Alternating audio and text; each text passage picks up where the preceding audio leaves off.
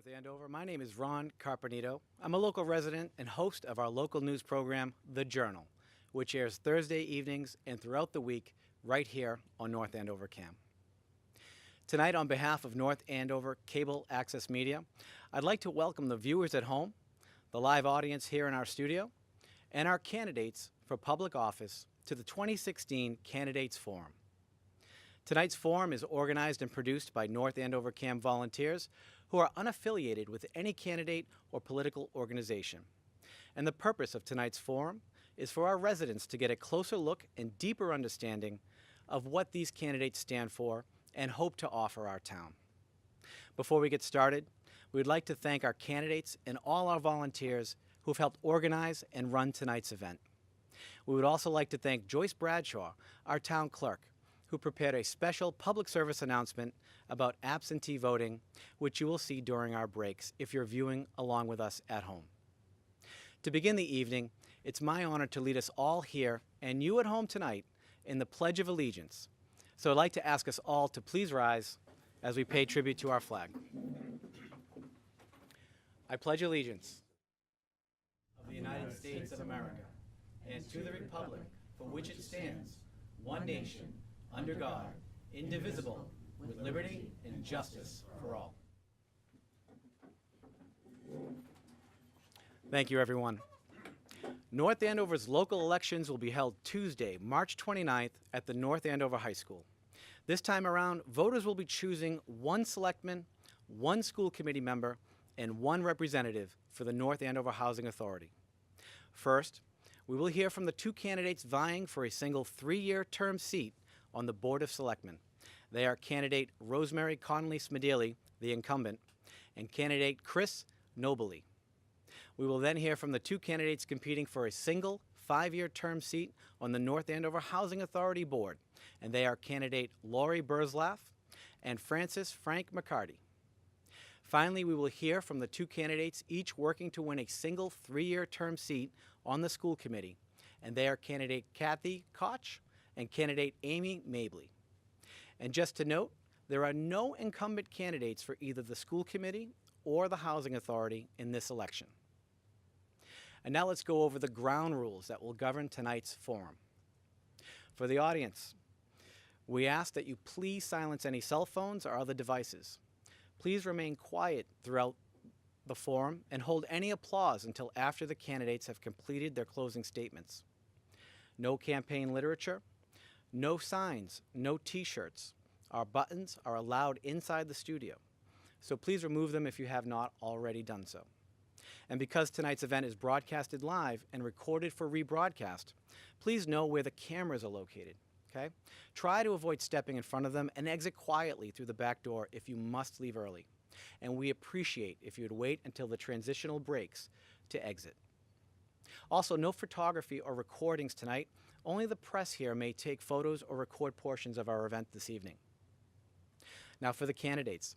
You'll notice our timekeepers right in front here, Kathy Stevens and Keith Connors. They're sitting right here in the front row. Their sole purpose tonight is to keep us on track and on time. You'll be given 1 minute to answer a question, and when there is half a minute left on your speaking time, you'll see them raise a 30-second card to remind you.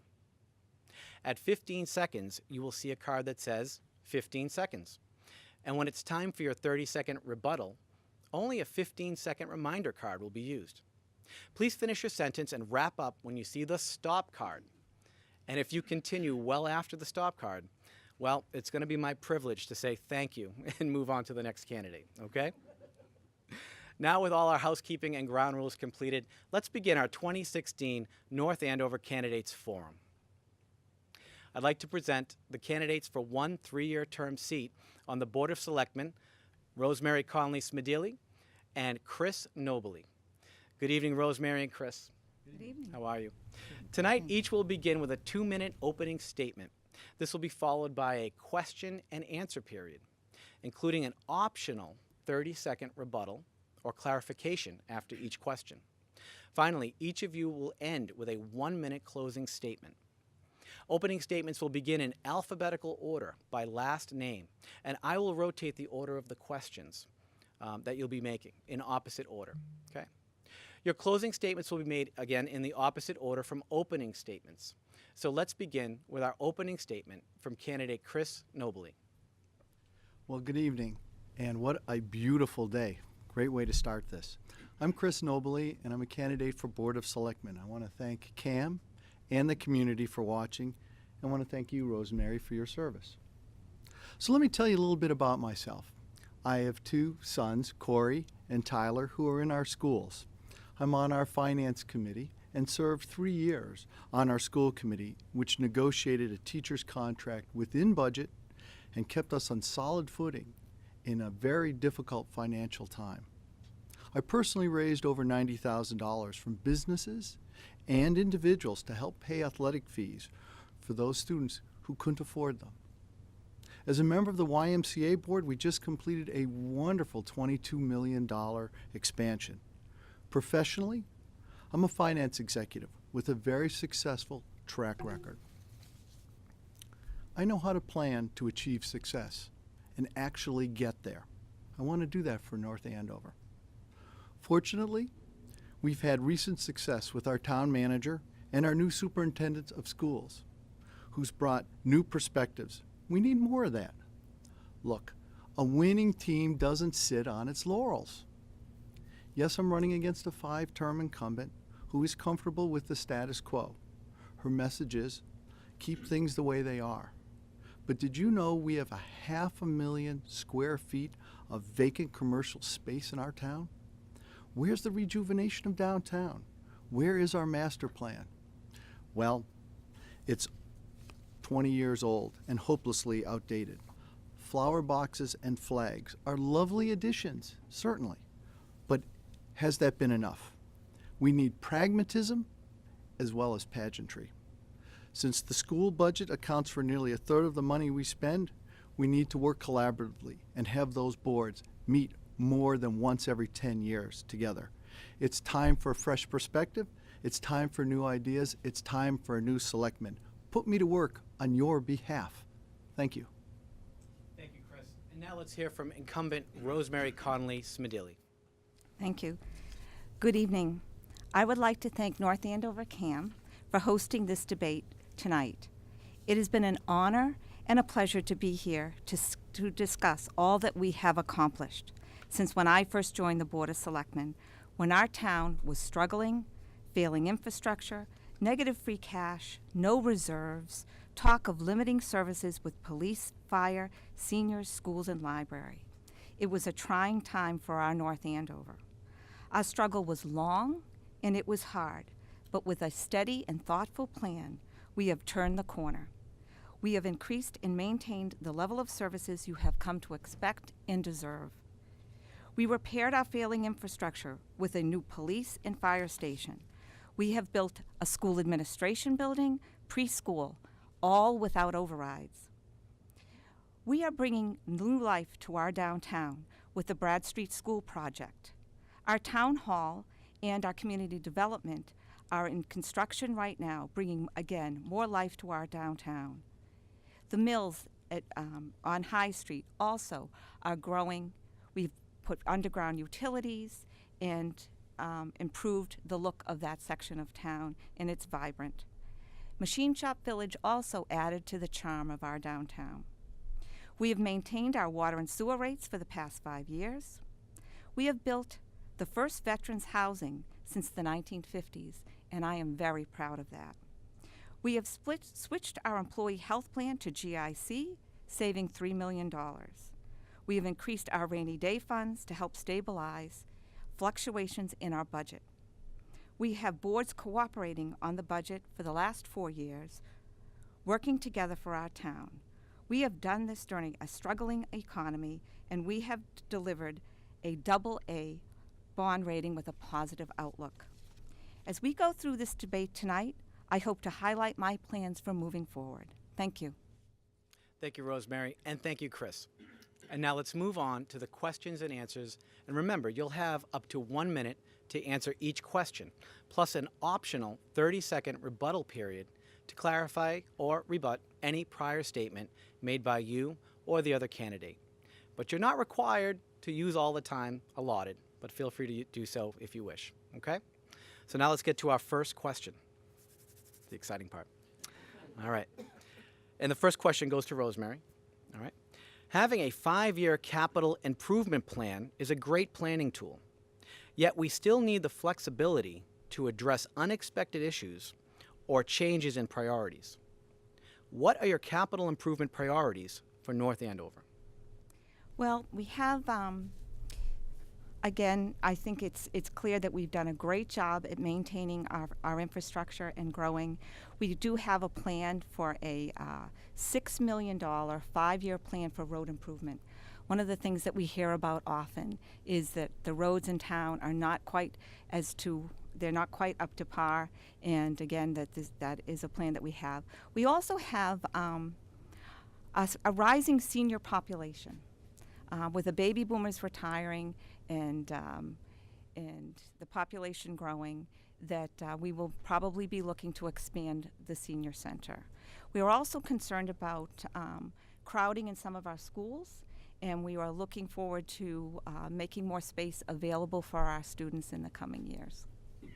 And those are just a few. There are many more, but Wonderful. okay. Thank you, Rosemary. Chris? Well, I appreciate this.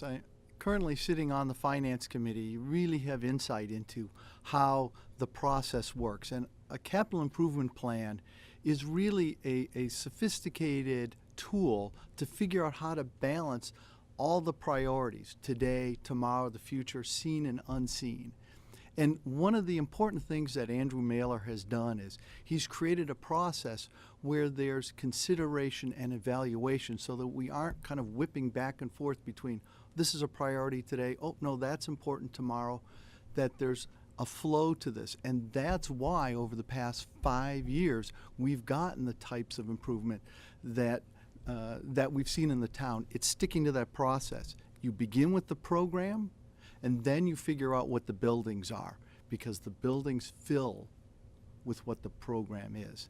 And that's why having a program of building that is that you consider and you walk through carefully, as opposed to just saying, this is a big problem, we've got to jump on it. And we have a horizon, and that's proven to work well. I want to support that. So, thank you. Thank you, Chris. Rosemary, 30-second rebuttal.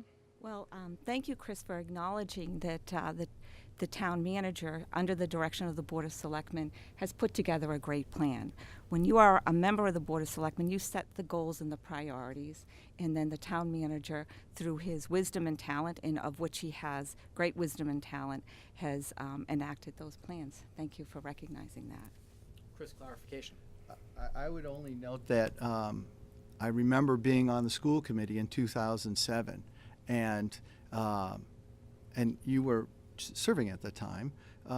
It was a real mess, and there were all kinds of problems with competing priorities. And you know, under the direction of the Board of Selectmen, we didn't have these results. These results came by who is sitting in that chair, and that is Andrew Mailer, and he gets credit for really setting this process. And we all benefit as a town from that, and I think our horizon is really pressing and engaging him further. All right. Thank you, Chris. Our second question will begin with Chris. The Osgood Corridor Redevelopment Plan made several suggestions for improvement and capitalizing on the underdeveloped part of town. What action do you recommend we take going forward? Well, I think there's, we've done some things in downtown, and I wonder why we haven't done the same thing when you look at that corridor, which is put in infrastructure. One of the challenges that developers come to a community and look at is this a place where I can jump in and start this project now? And if they have to wait for sewers to be put in, if they have to wait for that infrastructure to come in, they're not going to do that. So we've missed some windows with that. I look at the plan that was in place in 2005, 2006, and I wonder why 10 years later we aren't there. And I look at that and say, this is about really working collaboratively and coming back to a master plan and having a true vision and a process to try and draw in the developers rather than being passive and hoping they show up in our doorstep. And that's the difference that I see and would like to bring for this town. All right, thank you, Chris. Rosemary, 1 minute. Yes, the Route 125 corridor, actually there is already water and sewer on parts of that corridor down by the Aussie properties. That has already been there. We've been working very closely with Aussie properties, the owners of Aussie properties. Actually, just recently, we had Jay Ash, the Commissioner of Economic Development, and I was present at that meeting where we discussed plans for Aussie properties. The corridor study talked about certain things that are important to bring in economic development. A lot of it has got to do with traffic count and demographics. For anybody who wants to start a business, that in a certain area they check out demographics, traffic count, and also the speed of the traffic. They need to know, are people going to slow down and take advantage of whatever business that they have. These discussions are ongoing with the property owners, and we're hopeful for new beginnings down on Route 125. Thank you, Rosemary. Chris, do you have any rebuttal or Sure. clarification? We talk about here is partial.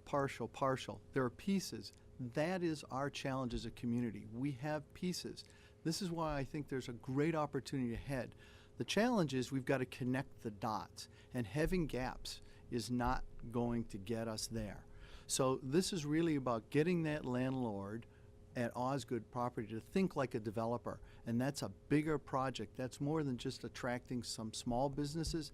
It's large scale, and that's what I need our town to think about, which is a master plan. Give me the opportunity to work on that on your behalf, please. Thank you, Chris. Rosemary, 30 seconds. Well, actually, the master plan was done several years ago, but we have actually been tweaking the master plan with our facilities master plan. Master plans are an intensive study that is performed, frankly, but mostly under the planning board. It costs a lot of money to do them, but when your town is making decisions between spending money on a master plan and building, addressing building needs and other needs, there is a set of priorities that every every member of the Board of Selectmen needs to consider, and the town manager. Thank you, Rosemary. Question 3 of 10 questions tonight. It seems like the chief's position in both our police department and our fire department are changing about every 3 years. Can we expect our new chiefs to stay longer, or what can be done to fill those positions with candidates likely to stay for a longer term? As you might be aware, last night we did choose our chief. And I believe he's 42 years old. He has developed in his career with lots of training and great ideas, and he has a tremendous amount of energy to bring North Andover forward with our policing needs, especially during these times where it's difficult to be a police officer, that we have an opiate crisis. And along with the opiate crisis often comes petty crime for people who are addicted to the opiates, who need to get money to feed their addiction. Our new chief, elect, so to speak, is very skilled in these areas. He's won numerous awards, commendations. He's taken numerous courses on how to be a better chief, and I think the excitement of this new role, he will be willing to stay, I hope, for a great long time. Thank you. Chris, 1 minute to you. And I appreciate that. It's interesting kind of looking at the process of selecting a police chief or fire chief compared to a superintendent. And that's the only real direct experience I have. But I look at the process that we've used to select this tremendous superintendent we have, Dr. Price. And there was a series. You brought in the community. You did a lot of research that was very open and very transparent. And I look at kind of the process for selecting our police chief and our fire chief, and it doesn't seem to work the same way. And I just wonder if we miss opportunities really to best vet and to best identify the candidates because of the way that process works. Again, I wasn't involved in that process. I can just draw from my own experience and say, boy, that process worked really well.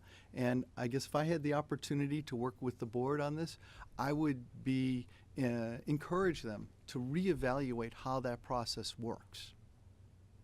Thank you, Chris. Rosemary, rebuttal? Well, the process that we undertook, we hired a professional assessment company to come in and interview our 3 local candidates. They go through a series of role-playing and exercises and testing to then present to us how these candidates performed, what are their skills, what are their weaknesses. The entire process was done in the open. It was on TV for the public to watch, and as a result, I think we had 3 very good candidates, and we have selected what the board believes to be the best of the 3. Thank you. Chris, 30 seconds. I guess that's one way to characterize the process. Yes, it was open in terms of the decision that was made last night, but when I, again, compare the time and the level of involvement, including bringing out outside evaluation, I just look at what it took to get the superintendent we wanted, and I look at the process and I don't see them really weighing equally. And I would just be an advocate for reevaluating that. And I do wish our new police chief and fire chief all the best. And here we go. Thank you, Chris. Next question, and Chris, you'll start. Where do you see the best prospects for job growth in the town of North Andover in the next 5 years? For instance, could it be in retail, industrial, or services? Well, I come back to the master plan, and I'm sorry, Rosemary, I will have to take issue with you. The master plan was last done, I believe, in 1999, and a lot of the research behind that was actually from the 80s. So if anybody's got their cell phone from the 80s, I think the technology has kind of moved since then. My point being is that if you look at how we're going to attract businesses, that has shifted very quickly in the past 5 to 7 years. And so you've got to look at areas and say, all right, do we create a farmer's market? What about a culinary district?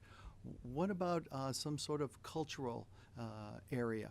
Think about it in a bigger picture. And that's, I think, our challenge, which is we can't identify those jobs as much as we've got to create opportunities for that to flourish within our community. We have the elements here.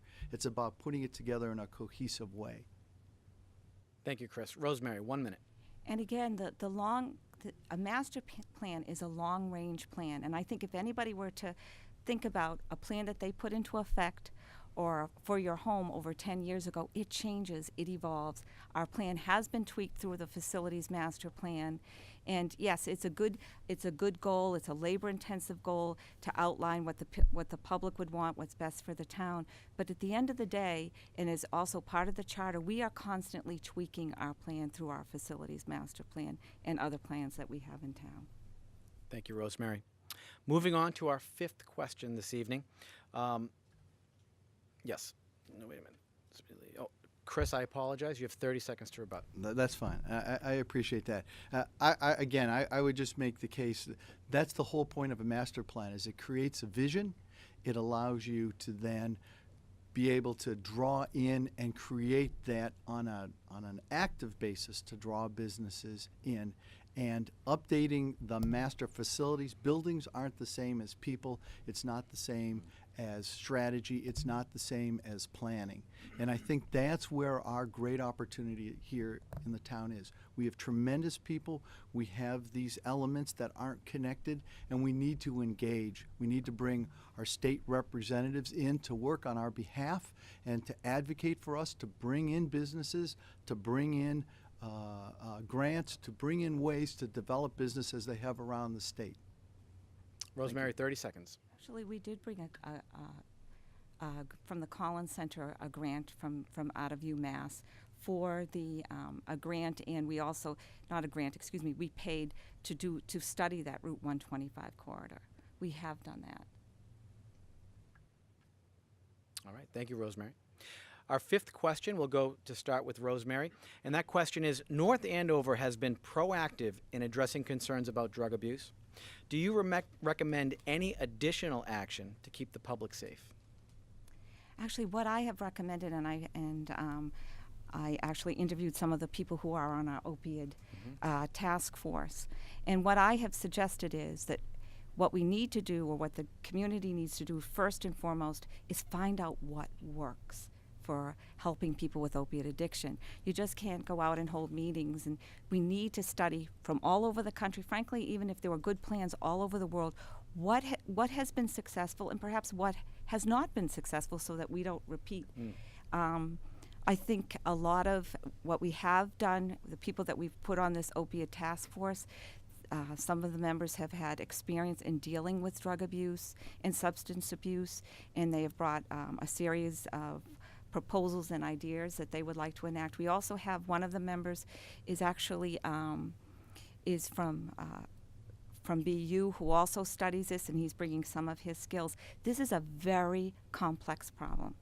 It's a very dangerous problem. I think, as we all know, heroin, you can buy heroin for $5. And it's highly addictive, and it's running through all the communities and frankly, all the different age groups. But I think it's a good start with our opiate task force. Thank you, Rosemary. Chris, 1 minute. So, even the most complex problems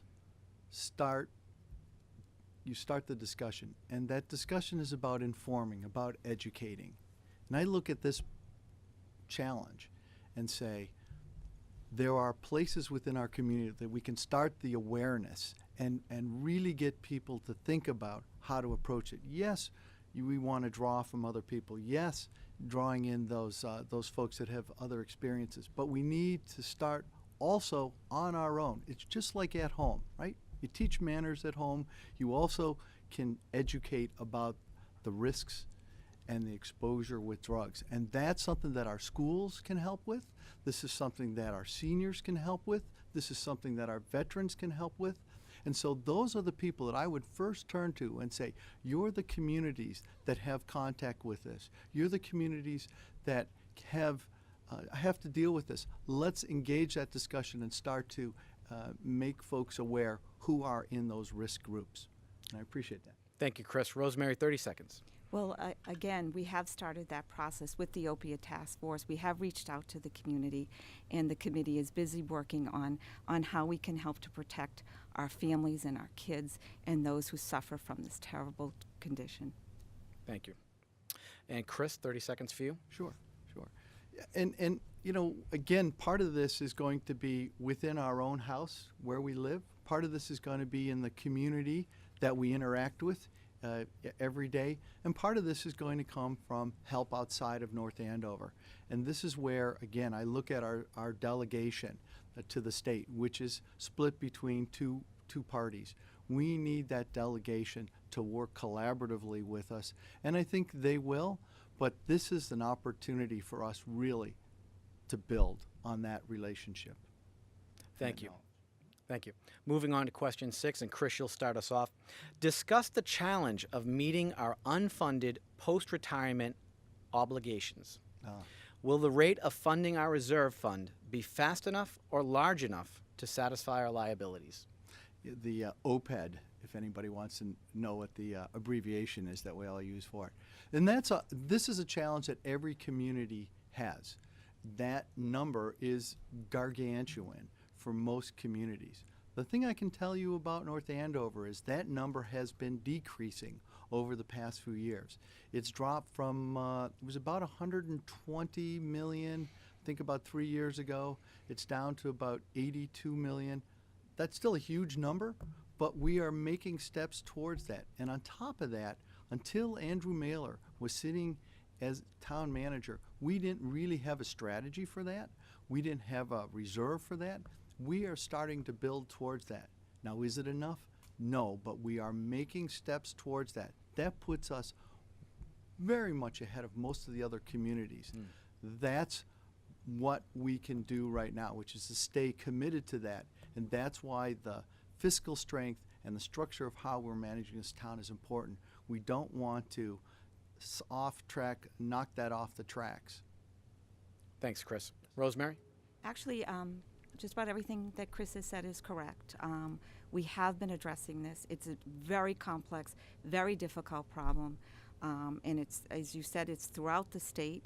But we have made great strides. I think in a relatively short period of time, as you stated, we've reduced that liability, and we continue to reduce it and continue to work towards it. I think our fear is that we won't get the help and support of the state, and that we do need to take this responsibility on.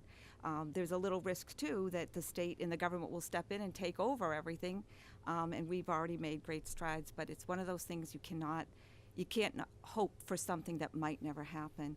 And I'm really pretty proud of our town, and again, under the direction of Andrew Mailer, under the direction of the Board of Selectmen, I think we should be pretty proud of how far we've progressed in such a short time.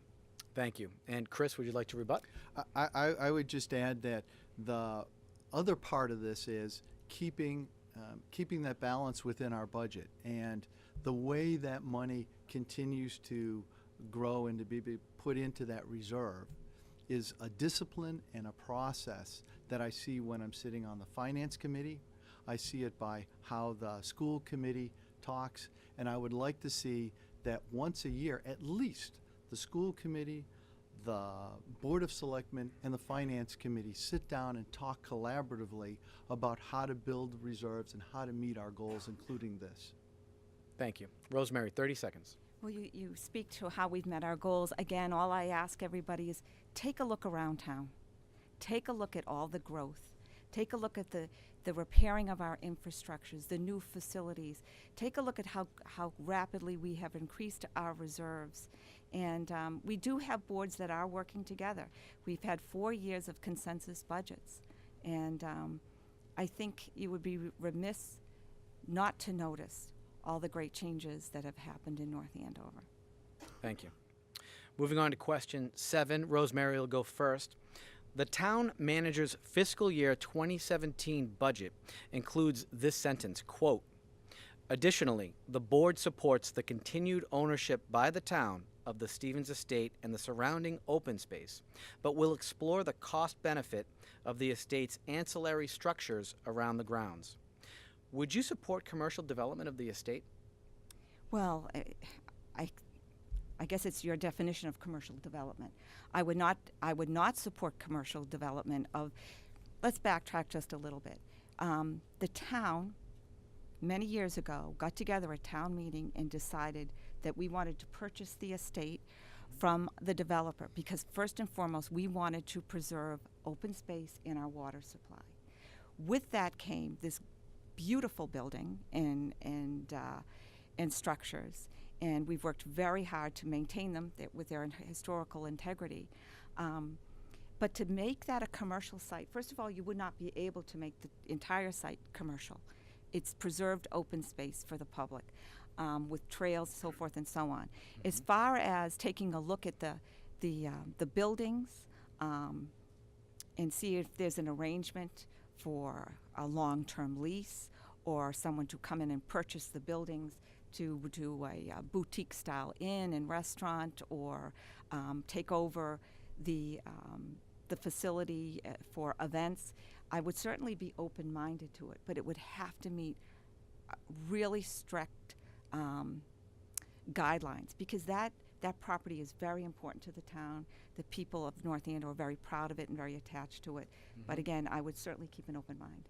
Thank you. Chris, 1 minute. I would still come back to the master plan. This is all part of what we want our community to be, what the vision is of our town.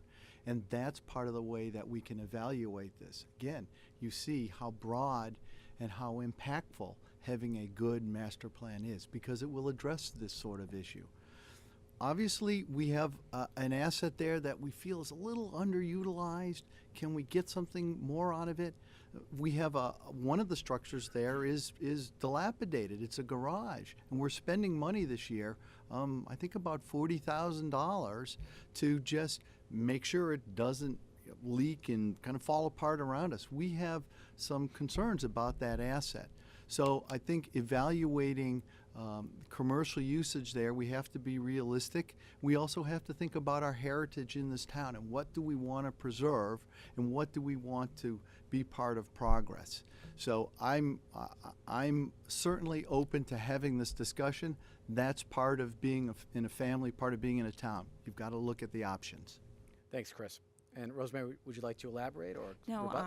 I believe you're talking about the carriage house. And yes, the carriage house does need some stabilizing, but again, we've made great strides up at the Stevens Estate with windows and heating systems, and it's a beautiful building and actually a jewel of the town that the town is using, and we find that people from out of town are also using it. And that's it. Thank you. Chris? It is great to see that over the past 5 years, 7 years, that's moved from a negative, from a cash drain on our town to actually being marginally profitable. And that's a wonderful thing. And that's due to a lot of hard work through our community. Where that's going to take us in the future, having these sort of discussions lets us make that evaluation. And I think that's what I really am encouraged to know, which is we can have these discussions and we may end up exactly where we are now, but if you have that, at least we can say we've considered that and we can always come back to it. Thank you. Thank you, Chris. And our next question will go to you first. It's a simple question, maybe a complicated answer. What aspect of running a successful community do you think receives too little attention? Running a successful community. You know, what strikes me as I go around and talk to folks, whether it be in meetings related to the Finance Committee or from the YMCA or PTOs, it's the amount of volunteer effort that's in this town. It's the amount of dedication people have who get no remuneration, who are working hard because they believe in our community. And I think those volunteers, quite honestly, are not recognized as much as they could or as much as they should be. And many of these folks are not in it for those accolades, but I think the more folks recognize how much of this town is driven by that, I think that draws more people in. And that's one of the things that really stands out when you run for a seat in this town. You really see the people that care. And I just think that's a part of our community that could do with a little more sunlight on it. Thanks, Chris. Rosemary?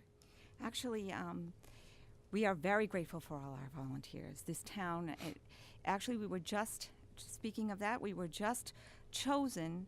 It was at the joint meeting of the Board of Selectmen and the School Committee on Monday night for a study on health and benefits of health and exercise for children. And the one thing that stood out is they chose North Andover because of our sense of community. That was one of the main reasons that they chose us. So it is being noticed. It's very often at meetings of the Board of Selectmen that myself and particularly my colleague Tracy Watson, whenever we have a new appointment, I'm charged along with another selectman to interview people for volunteer boards and committees. And when we appoint them at the meeting, it's almost at every meeting we say, this town could not run without the good volunteers that we have. So we do try to recognize them on a regular basis. And honestly, we've got a fantastic community where everyone's pulling together. And through it, we all become friends and neighbors. And I would venture to say we acknowledge and thank our volunteers on a regular basis. Chris, 30 seconds to you. Certainly, and that there's a formal process to that, but I also think there's an opportunity here. We had a fascinating discussion last night just about where that opportunity with volunteers are. We have parents that are trying to do other duties in supporting the town, whether it be PTO meetings or soccer or whatever, and there's challenges with babysitting. And it was funny, we all kind of came together and go, boy, there should be a way that we should put all these volunteers together and figure out a way to support all the people who are volunteering.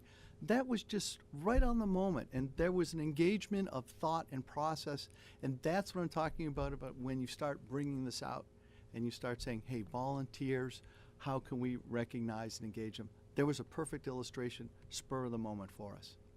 Thank you, Chris. Rosemary, 30 seconds to you. I think, again, I think if you don't notice the amount of volunteerism in the town of North Andover, you're just not paying attention. We have a tremendous amount of volunteers who cheerfully, whether it's with the seniors or the children or building fields, and we have organizations now that are raising money. Frankly, I'm a member of the North Andover Women's Club. We're raising money for different things in town. I'm a member of the Lions Club. We raise money for eye research. I myself, for over 20 years, have been responsible for putting up flags and wreaths in our town. It just goes on and on. There are volunteers, and we do recognize them, and thank goodness we have them. Thank you. Question 9. Almost there. Okay.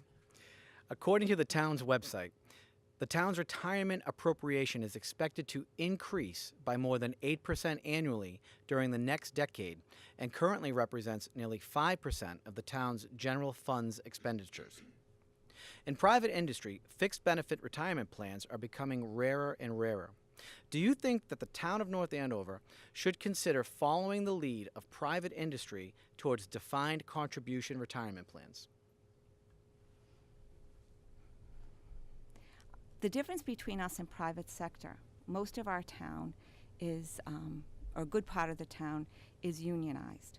So whatever we decide, it needs to be an honest and fair discussion with our union and their benefits, whether it's with the school department or whether it's with police and fire or DPW.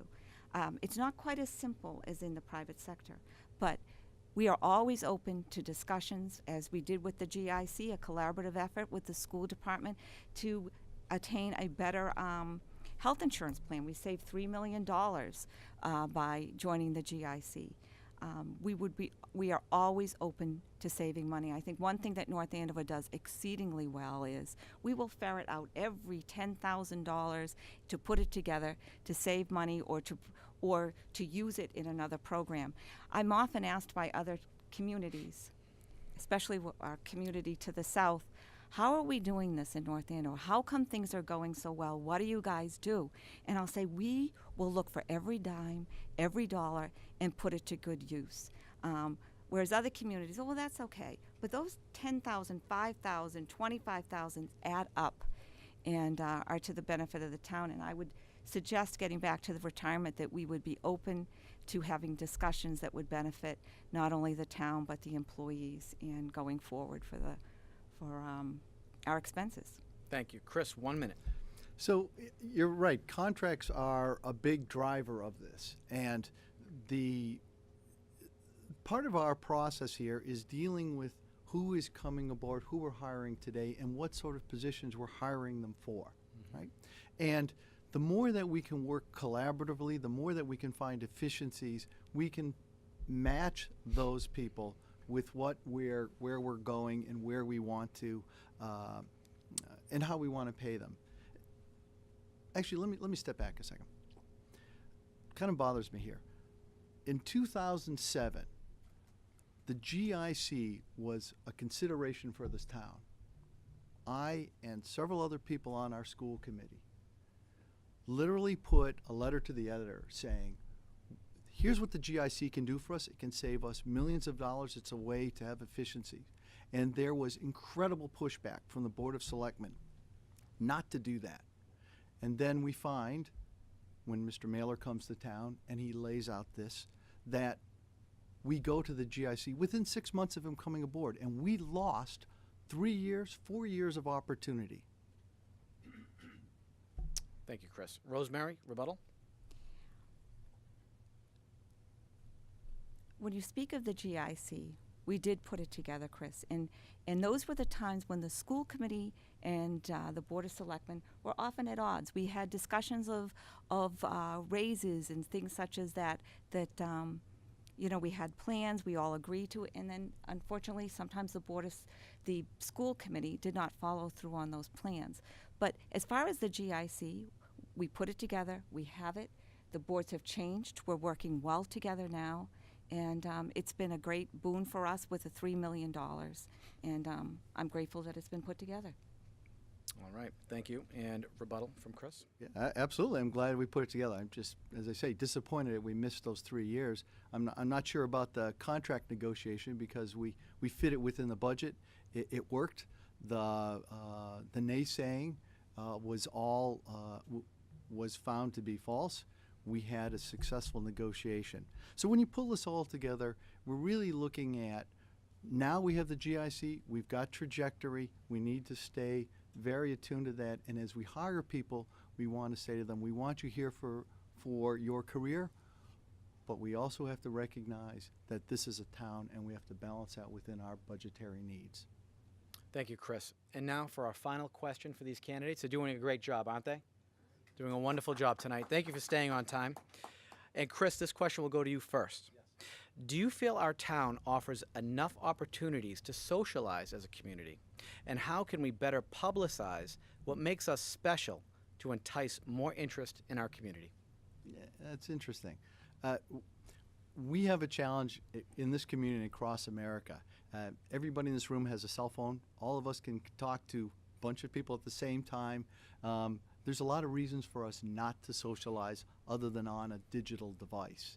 And so the pull that we're trying to draw as a community is going to be, how do we create those centers of excitement, of interest? And those are multiple centers. They're for children, they're for seniors, they're for people that want to have exercise and recreation. And so part of that, I think, is going to be to engage those groups to figure out how to work collaboratively with one another, how to use the resources we have. And part of that challenge, really, we overcome, brings people together more. So I think as a community, it really starts right with us at the board. We have to start with that vision of what we want this town to be culturally and socially. Thank you, Chris. Rosemary, to you. Well, it's interesting you should say that, especially at this time of year in March, where there are so many wonderful events where this community has come together that there's not enough days in the month. Specifically for March. I mean, we have an event that's coming up on Sunday where at Jamie's, where we'll be fundraising for sporting equipment for kids who cannot afford it, or programs and fees that we'll be raising money for that. Shortly after that, we have a big event with the North Andover Merchants Association where we will again be raising money for scholarships and causes, the North Andover Women's Club. These are all fun events that we all attend. It's a sense of community. I'm actively involved in most of those events. We have the Tim Roberts event, a dear friend of the family, particularly of my son, who died of esophageal cancer, and there's a fundraising event for that. And the best way that we do it is by being a community and by word of mouth, and I think suggestions of emails and phone to get the word out. But that's one thing we do not lack in North Andover is fun events and sense of community. Thank you. And Chris, would you like to add or rebut? I would just add, but we want more people to get involved. We want more people to enjoy these. And I think that also comes to trying to create that stickiness, as somebody once said, to going to downtown or going to these areas within our community. And the more effectively that we can develop commerce within our town, the more that we can attract new businesses and create maybe a cultural or culinary centers. Those are going to create some enthusiasm for us as a community. And we are right on the cusp of that. And I'd like to be able to help us attain that. Thank you. Rosemary, anything to add? It's interesting that you should talk about the restaurants and the culinary in town, and I would say that we probably have more restaurants and of all different sizes, shapes, and tastes than most communities of our size. So I think that what we are doing, a lot of what you say that we need to do, we are doing it, and I hear from people all the time, as like you are, I'm in the real estate business, and people come to North Andover all the time, and they just tell me what a beautiful, vibrant community that you have, especially when they're comparing it to some towns that are nearby. This is a dynamic community. We're working hard, we're working together for the betterment of everybody, and I'm very proud of that. Thank you, Rosemary. And thank you, candidates. This concludes your question and answer period. Well done. On March 29th, the voters will have the opportunity to vote for one of you for the Board of Selectmen. You may take up to 1 minute now to give a closing statement. And we'll begin with Ms. Smedile. Thank you very much. As I mentioned earlier this evening, North Andover has made great improvements. You would be remiss not to notice all the wonderful changes that have been happening in our town. But we're not done. The work is not done. So moving forward, our plan moving forward is to maintain and the quality and the responsiveness of our municipal services, keep downward pressure on property taxes. As I mentioned earlier, we have a $6 million 5-year plan for road improvement. We are completing the Brad Street School project.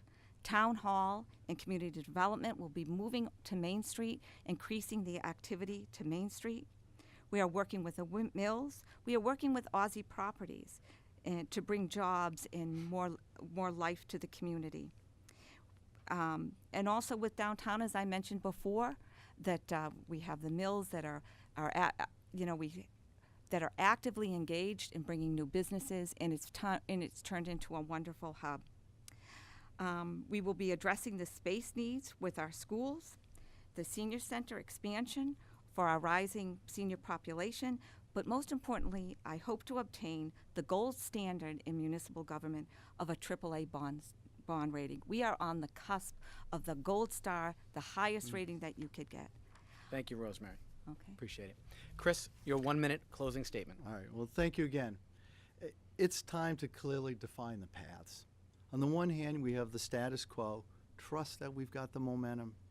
The path I advocate and ask for your support is of engagement, better planning, and more collaboration across our community to drive North Andover from good to great. After 5 terms, it's time for a fresh perspective. Certainly, our new town manager should be given credit for much of our financial momentum. Now is the time to choose a selectman to set the vision by leading, not just following. I am better prepared for the changes as economics and technology rapidly shifts. This is not about political leanings. I'm here only as a North Andover citizen. It's time we had a selectman pick up the glove and get in the game. It's time for a new perspective. It's time for a change. I'm Chris Nobile. I ask for your consideration, and I ask for your vote. Thank you again. Thank you, Ron. Thank you all. Well, thank you, Chris. Thank you, Rosemary. Let's have a round of applause for our candidates tonight. Well done. Not easy to be up here. Great job. Now, I'd like to ask the audience to stay seated while the candidates for the Housing Authority come up to the table. And if you're at home, you'll see a public service announcement from our town clerk, Joyce Bradshaw. So stay tuned to hear from our Housing Authority and school committee candidates.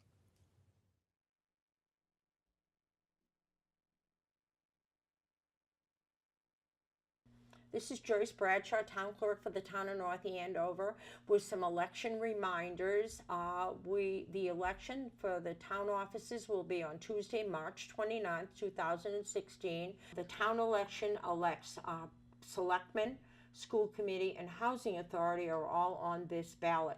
We will have ballots posted on our website so you can see who the candidates are. It's very important for you to vote for your town local officials. Polls are open from 7 a.m. to 8 p.m. All voting happens at the high school, which is 430 Osgood Street. We ask you to try to avoid 7 to 7:45 as school is in session and students will be arriving at that time. If traffic or you're not able to get to the polls on election day, we will have absentee ballots available. We are happy to mail them out.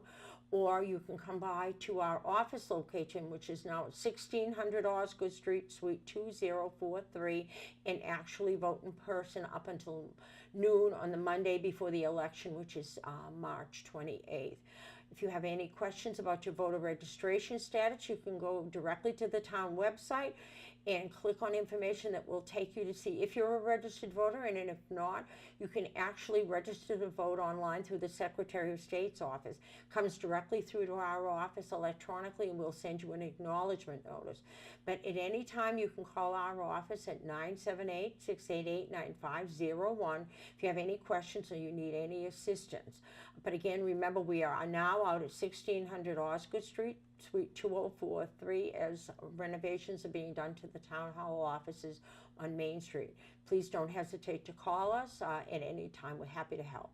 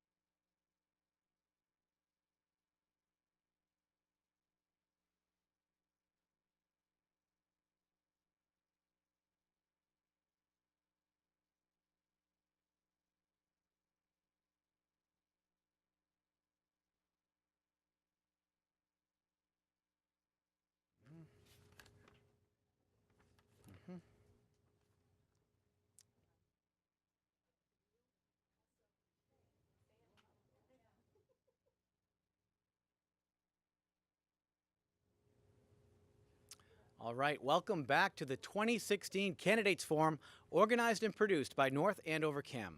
My name is Ron Carpenito, your host and moderator tonight, and more importantly, a resident of our great town of North Andover.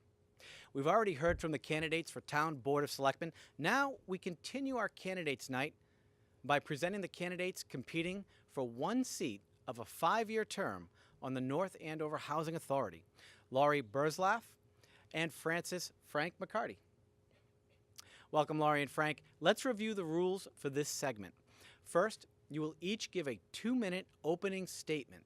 This will be followed by a question and answer period with 1 minute to answer, plus an additional 30-second rebuttal or clarification moment. Finally, each of you will end with a 1-minute closing statement. You will give opening statements in alphabetical order by last name. I will rotate the order for questions, and your closing statements will be made in the opposite order from opening statements. Now for your 2-minute opening statements. First, we'll hear from candidate Laurie Burzlaff. Thank you, Ron. Thank you. Good evening. I want to thank the organizers of this event tonight and the entire staff of North Andover CAM for all the great work that they do. To begin, I want to tell you a little bit about myself. I'm a graduate of North Andover High School, Merrimack College, and New England Law, Boston. Prior to accepting my current position as the executive assistant to the town manager here in North Andover, I was employed as a real estate attorney for 20 years. I'm a current trustee of the Affordable Housing Trust and a past member of the North Andover School Committee. I've been extremely involved in our community for several years and want to continue that service by becoming a member of the Housing Authority Board. We as a community have a responsibility to provide safe, sanitary, and affordable housing to our neediest residents.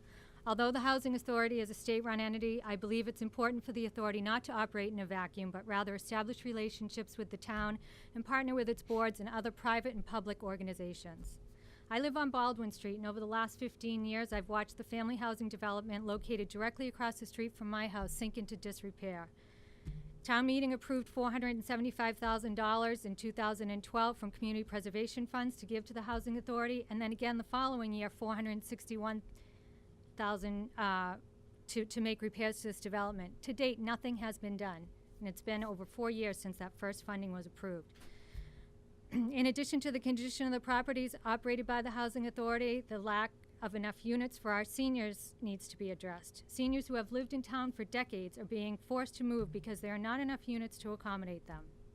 We cannot continue with the status quo on this board. The website's out of date, properties are in disrepair, minutes to meetings do not comply with the open meeting law, and there's no contact information for any board member on their website. If elected, I'll bring to this board the experience and professionalism needed to make sure all legal and financial obligations of the Housing Authority are met. Thank you. Thank you, Laurie. And now let's hear from Frank McCarty. Hi, I'm Francis McCarty. I'm running for the North Andover Housing Authority. I'd like to thank everybody for their support here tonight. And I'm running because I'm a helper. I've helped people all my life. I was a social worker in the Department of Public Welfare, now the Department of Transitional Assistance. My internship in my master's degree in rehabilitation counseling was doing emergency services work, and then I spent almost 28 years working for the Massachusetts Rehabilitation Commission, the downtown Boston office. And yes, I did that long commute into Boston and out of Boston so I could remain in North Andover. So I grew up downtown, I still live downtown, and will always live downtown. And thank you for the thing. That's about it. Thanks, Frank. Wonderful. Thank you both again. And now let's move on to the question and answers section. You'll have up to 1 minute to answer each question, plus an optional 30-second rebuttal period to clarify or rebut any prior statement made by you or the other candidate. And remember, you are not required to use all of the time allotted. Okay? All right, so let's get going.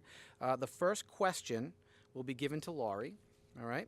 And question 1 is, the Housing Authority's purpose is to provide and preserve adequate and affordable housing for those with low and moderate incomes. Partnered with the Federal Department of Housing and Urban Development, HUD, it also strives to enhance the tenants' quality of life, offer them fair access to housing, and encourage self-sufficiency. Which of these goals is your highest priority and why? Laurie, 1 minute. I think that providing adequate living would be the biggest priority. As I said in my opening, the properties that the Housing Authority is in charge of are in complete disrepair, and there's no plan to address these. They get funding, they don't spend it. I'm not really sure why, but I think it is a priority that we provide our residents with a safe and sanitary place for them to live. Okay. Frank? Yes, I'm the same way. I'd like to increase the quality of life of the residents there. All my life as a vocational rehabilitation counselor, I've strived to help people to better their lives, to get into something that's meaningful for them and a reflection of what the society needs. That's it. Okay, thank you. And Laurie, would you like to rebut or to add? No. None? And Frank, 30 more seconds to you. Would you like to use them or not? No. No? Wonderful. Question 2 of 5 questions this evening. North Andover has 133 federally funded Section 8 housing choice vouchers and 28 units of state-subsidized family housing. Is this enough in town with roughly 10,000 households? And that question goes to Frank first. No, it's not. It's not enough. No. It's the money from HUD and everything. Instead of going to programs, it should go to the town and as a block grant, and the town should utilize it. We know what our needs are. It's up to us to find out. Getting directions from Washington and from Boston doesn't help the town because everything's local. We should know what we need. Okay. Thank you, Frank. Laurie, 1 minute to you. I agree. It's not sufficient. There's currently a waiting list. We have 7 families on that waiting list just that are North Andover residents, 17 elderly and disabled residents waiting for housing, many Section 8, and from what I understand, the average wait time to get a Section 8 voucher is 7 years. So our housing, no, it's not adequate, and we need to do something to add more affordable housing to town, and you're right, to have a plan. Thank you. Frank, would you like to add anything to that? No? And Laurie, 30 seconds more to you? Great. Thank you. All right. Question 3, moving right along. HUD's mission urges local housing authorities to forge partnerships, particularly with faith-based and community organizations. How could the North Andover Housing Authority improve its current efforts in that direction? And this question first goes to Laurie. It's a great question. I really believe that the Housing Authority needs to make a better effort to work with the town and their committees. A perfect example is I'm a member of the Affordable Housing Trust, and last year we issued a request for funding where we were offering up to $250,000 to a nonprofit to use to preserve or create affordable housing. It would have been a perfect opportunity for the Housing Authority to apply, and we did not hear anything from them. So I think there are a lot of missed opportunities out there to increase funding, to help build more, clean up the properties. There's nobody out there actually pursuing the opportunities that they need to pursue. Thank you, Laurie. And Frank, your answer? Basically the same. I think that HUD should devote more money to the local communities to make this so that there is money available to improve the painting and the upkeep of the housing in North Andover. Okay. And Laurie, one of the ways to get that Sorry. is by block granting the money and not fund so many shelters, but use that money for people to come in and buy their own houses. Thank you, Frank. Laurie, 30 seconds rebuttal or add on? No, I'm good. Thank No. you. And Frank, 30 seconds more to you? No, I have nothing to say. Okay. Question 4. Our housing developments are aging, as you've mentioned, and building and landscaping maintenance needs are increasing. What improvements do you think are most urgent? And do we have sufficient funding to meet those needs? Frank, the question goes to you first. No, I think every housing authority nationwide is underfunded. And, so everybody's struggling to maintain painting and just new rugs and the refrigerators and all the quality of life issues that somebody has. Okay. Thank you. Laurie, to you? I do agree that they are underfunded by the state and the federal government. However, our housing authority has almost $900,000 sitting in an account waiting for them to use that was provided to them at town meeting in 2012 and 2013. So at this point, the state not adequately funding is not an excuse that we can use. We need to get our act together with the authority and spend the money that they have, and then pursue other opportunities for more grants and more funding from the Community Preservation or from the Affordable Housing Trust or other nonprofit organizations. Thank you. And Frank, anything to add? No, I don't. Laurie, anything from you? No. Wonderful. Your final question this evening, and you've been doing a great job so far. The Family Self-Sufficiency Program is just one way of actively helping tenants build a better future. What other areas of tenants' lives do you think we could offer help with? And this question goes to Laurie first. I think that program is great. As a matter of fact, one of the residents across the street through that program just purchased a home, and it was great. It was great to watch her save money for that down payment, and all was through that program. I'm not sure other programs at this time that besides helping them manage their finances and maybe ultimately going for home ownership for those families that can do that. I can't really think of any other programs. Okay. Frank, your response, 1 minute. I think it's a great program and it helps to lead people to self-sufficiency. I think it should be expanded, and the money should come from the state to expand that program. Okay. Laurie, 30 seconds to review or to add? Nope. None? And Frank, 30 more seconds for you? I'm pretty set. Okay. Thank you both.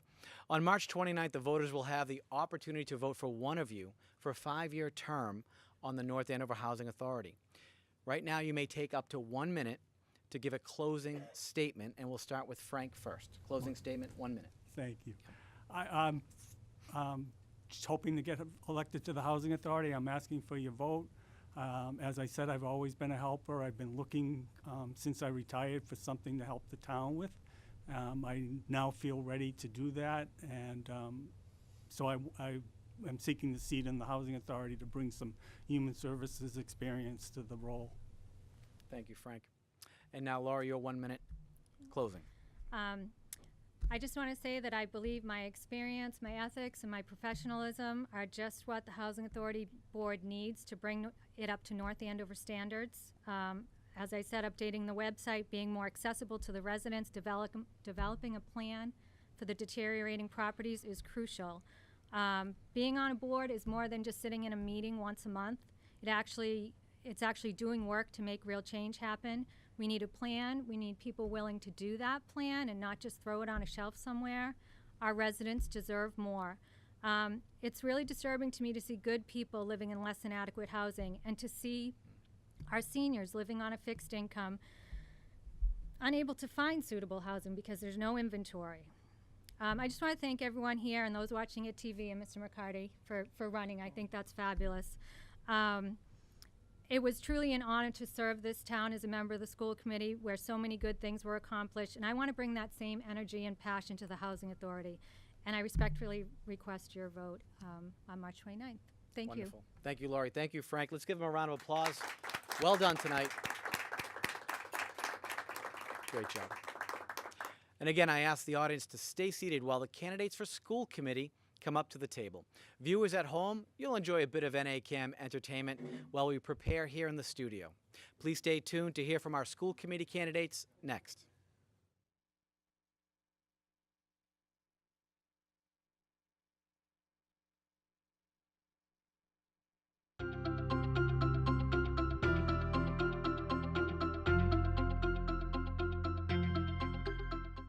Hi everyone, my name is Morgan Healy. I'm one of your hosts for The Journal here on North Andover CAM, your local news program, airing every Thursday night at 7:30. We've got a lot of different stuff that we focus on in the show, and if you ever need a break from the run-of-the-mill typical 6 o'clock news, where all they ever talk about is bad stuff happening, please definitely take time to tune into The Journal on North Andover CAM, 7:30 on Thursday evenings, Comcast Channel 22 and Verizon Channel 24. In addition to that, we want to let everybody know that we cover the good stuff. We highlight the news that'll be positive and inspiring to share with you and your family. We let you know what's going on in North Andover, where to go as far as restaurants, where to shop, what to do, and everything that you need to know really to stay involved in the community.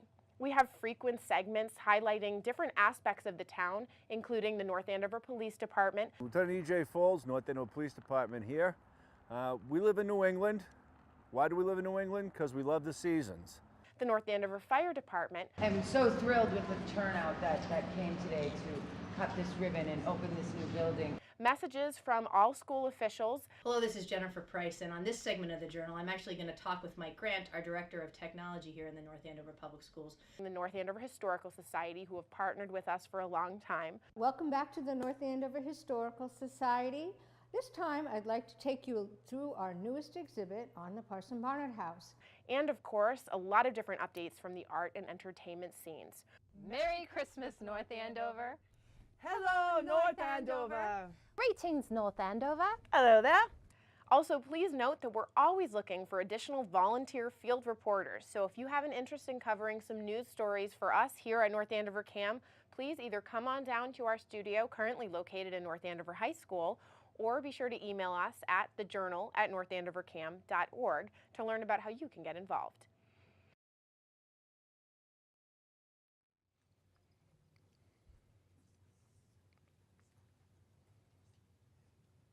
Welcome back to the 2016 Candidates Forum, organized and produced by North Andover CAM.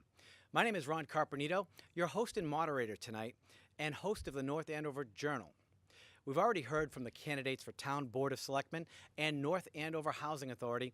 Now we continue our candidates night by presenting the candidates for a single 3-year term seat on the school committee. Catherine Koch and Amy Mabley. Welcome, Catherine and Amy. Let's review the rules for the discussion tonight. First, you will each give a 2-minute opening statement. This will be followed by a question and answer period, including an optional 30-second rebuttal or clarification moment after each question. Finally, each of you will end tonight with a 1-minute closing statement. You will give opening statements in alphabetical order by last name. I will rotate the order of questions, and closing statements will be made in the opposite order from opening statements. Now for your 2-minute opening statements, we'll begin with Ms. Koch. Thank you. Good evening. I'd like to thank NACAM and our organizers for hosting us tonight. My name is Kathy Koch, and I am a candidate for school committee. With 2 children currently enrolled in the North Andover Public Schools and a third ready to enroll in the fall, I am fully aware of the urgency that underlies all aspects of decision-making for the school committee. As a parent, I am actively engaged in our schools. I sit on the Sargent School Council, I volunteer with the PTO, I spend time volunteering in my children's classrooms, and I attend school committee meetings or watch them on NACAM. As both a mother and an educator, I am passionate about the experience that my children receive in our schools. As an educator, I have been a classroom teacher and administrator.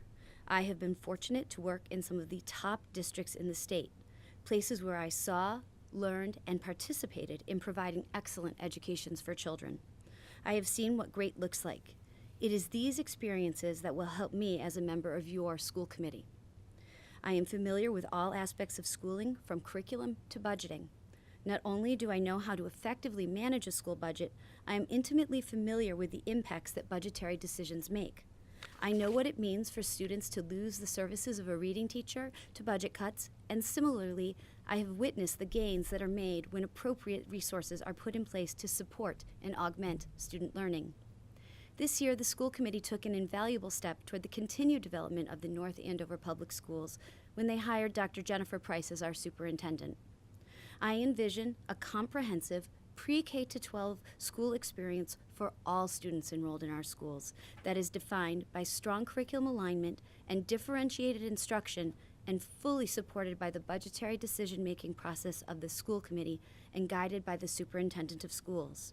We are blessed to have stellar teachers and administrators. I want to be a part of helping the North Andover Public Schools rejuvenate a district and community that was built on strong teaching and learning. Let's work together to give our teachers and administrators the tools they need to effectively educate our children. Thank you, Kathy. And now let's hear from Miss Mabley. Thank you very much. Thank you for inviting me here tonight. My name is Amy Mabley, and I am a candidate for school committee, and I'm interested in bringing a parent's perspective to the committee. My husband Eric and I have 2 daughters. We moved here 17 years ago, and our 2 daughters have been in school in the North Andover system. Claudia is currently an 8th grader, and she went through the Thompson Elementary School, and Vanessa is a 3rd grader at Thompson. They're sitting right over there. For the past 8 years, I've been a volunteer at the Thompson PTO. For 4 years, I was on the PTO board, and the last 2 years, I was PTO president. I've also worked for the past 3 years at the middle school PTO, which is called PTAC, and through this time, I've supported teachers, students, worked in the libraries, and done a lot of fundraising. As you all know, that's what PTOs like to do the best. I feel that because I have been through both the elementary school and the middle school with my children so far, and will soon be in the high school in September, I will be able to bring a lot of anecdotal experience and information to the school committee at what's happening at all 3 of our schools on a regular basis. Added to this, I have 25 years of educational publishing experience. I worked in world languages and English as a second language, and through that I had to manage budgets, develop talent, work on cross-functional teams, and build consensus. So I have a solid foundation for sensibly taking on the work that's involved in the school committee. I am very energized by our new superintendent and her spirit of collaboration, as she's demonstrated already in the short time she's been here. And I want to bring my energy and experience to the work of the school committee. Thank you. Well, thank you, Amy. And now let's move on to the questions and answers.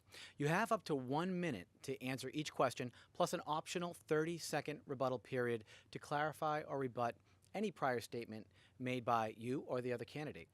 You are not required to use all your time allotted, but feel free to do so. All right, here we go. Oh, stop. Here's my first question. Yeah, it's all right. We're good. We're good. The first question is going to Kathy, all right? The Niche.com 2006 survey of Massachusetts high schools ranked North Andover High School 58th out of the top 100 schools. What do you think we could do to improve our ranking? That's a complicated question. People think that it is simply a matter of coming in and changing one thing or one idea. Schools are complicated places. They have, in our case, we have 4,700 moving parts in terms of our students, plus all of the teachers who support them. I think that if we want to improve our ranking at a high school, we need to improve our course offerings and selections. We need to make sure that we have a rigorous curriculum that reaches all our highest achievers, while at the same time making sure that we support our students who require more services either through their IEPs or their 504 plans. Thank you. Amy, 1 minute to you. I would agree that we have a lot going on. I recently have experienced what's going on in the high school by going to some transition meetings and seeing the incredible number of courses that are offered. I certainly didn't have the type of offerings that are out there today. for students, and I think that's very exciting for the students of North Andover. I do think that there are a lot of things that are measured in those tests, that those evaluations that are done in those magazines, et cetera, and so it'd be interesting to know what they were ranking and what they were actually weighting to know what we'd want to look at most to improve. I do agree with Kathy that if we can expand on our support of students who are already strong and help them go as far as they possibly can, that would make an improvement, I think, in our scores. But also, our whole job is to make sure that our students can go as far as they possibly can in their education and feel proud and strong. And whatever we can do to make that happen for them and keep them engaged will just help increase, I think, our schools' scores. Thank you. Kathy, 30 seconds. As Amy said, these scores always look at a variety of measures, and it's complicated to know what they're looking at. They often tend, I think we have to be cautious looking at surveys like this because they do reach a limited population that is self-selecting out there on the internet, willing to fill it out. And so depending on the day and time, I think you get a different answer. I do think that one of the great strengths we have in our schools are our teachers. North Andover has worked hard through contract negotiations and where salaries are to really make sure that we have been able to maintain a strong teaching force that wants to stay here. And that is something that I think really helps with any improvement anywhere. Thank you. And Amy, 30 seconds from you. Thank you. You're good. Fantastic. Our second question tonight. The plan for next year is to offer one trimester of foreign language in 6th grade in exchange for lower class size in the regular academic classes at the middle school. Does this offer enough of a benefit for either foreign language acquisition or the quality of the regular academic classes to make the change? And this will go to Amy first.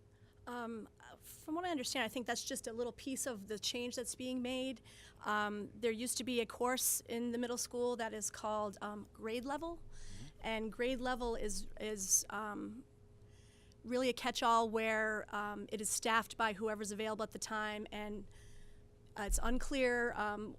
Whoever's staffing it can decide how they're going to use that time and what they're going to teach in the class. Sometimes there's a movie, sometimes there's somebody who's doing other types of learning and teaching with the students, but honestly, it's been kind of a poor use of time and space. And so by adding the trimester for the 6th grade, I think that it's going to give them more of an opportunity to have a real course that they're studying. And I worked in world languages for many years. Any exposure to our students to learn a language, to get interested in one, to make them excited about going on to 7th and 8th grade, actually learning the language is a benefit. And so I much prefer this plan to the grade level course that was currently in place. Thank you, Amy. Kathy? I believe that bringing in sort of this survey course of world language is really going to benefit our children as they need to make language selections as they move through the middle school and onto the high school. It is almost impossible to make an informed choice if you haven't had the exposure to the languages that are being offered. You don't know where your strengths and weaknesses lie. You don't know, you all of a sudden you learn of the people in your family who speak French or German or Spanish, which I believe are the 3 that are being offered. It's a great place for kids to start to learn and explore languages. I do think it needs to go further. I think that we need to expand our world language offerings so that they are doing a survey of all 3 languages in 6th grade, and then beginning in 7th and 8th grade to study their core language, which will carry them through high school. This will give them benefits in terms of going into AP courses in the high school and bringing world language credit to college. Thank you, Kathy. Amy, 30 seconds to rebut or to add. I would add, Kathy's absolutely right about that. What's interesting is my daughter, who's in 8th grade, Claudia, she got caught in the transition where they took away world language in 7th grade and put in a survey course. And then now they're realizing that we need to bring that back and have gotten staff to do that. So I am thrilled with the change that's being made, but I do agree that the younger you are, the easier it is to learn a language, and the fact that we have made that less important is not benefiting our students, and I think having it go sooner is much more beneficial. Thank you, Amy. Kathy, 30 seconds for you. I think the only piece that I would add is that in my dream school district, and I don't think we're in a place to be able to do this currently in North Andover, we would actually begin exposing our children to languages in elementary school. There are proven benefits to entering and learning a language earlier in life. My sister has bilingual children because she lives outside of the country. They are fluent in Spanish and English. What better start could you have to life? Well, thank you, Kathy. Question 3, and we'll start with Kathy. Are the academic programs at the high school challenging enough at each level of courses, college prep, honors, and AP? I think that's a difficult question to answer because I think that much of that depends on the students. I think the AP courses are challenging enough. The AP curriculum is prescribed for the teachers in the classroom to some degree. There is some flexibility in what is taught in a given AP course in a given year. In terms of the overall tracking system, I think that there is always a danger when you are tracking students that they end up stuck in a track, and I want to make sure that our students have the ability to move across tracks regardless of where they start. So if they find themselves not being challenged, they can hop up, and if they find that they are in a place where they really need to work on some more of the basics, that they can move down and that it's not overly rigid and prescribed. Thank you. Amy?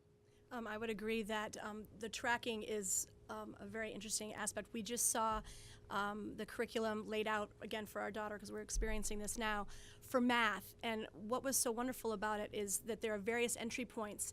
And what's going to happen is in 8th grade, the teachers are going to prescribe what is the best course for the students to be taking when they get to the high school. Parents and students don't always agree with what's decided, but there are opportunities for them to weigh in on that. But also, what was laid out is that there's a track that if you're not quite ready for algebra, but you want to get there, there's an opportunity for you to ramp up to do that.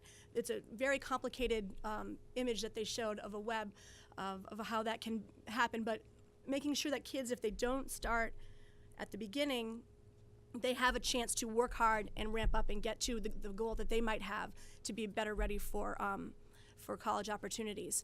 There are many AP courses. I was surprised to hear that there are some AP courses at the sophomore level. And so I think that's pretty exciting. And the more we can engage and prepare students at the high school to be ready to take care of those opportunities would be best. Thank you, Amy. 30 seconds, Kathy, if you'd like to add on. No, I think we've You done good? well with that one. And Amy, 30 seconds more, you're good? Wonderful. All right, question 4, we'll start with Amy.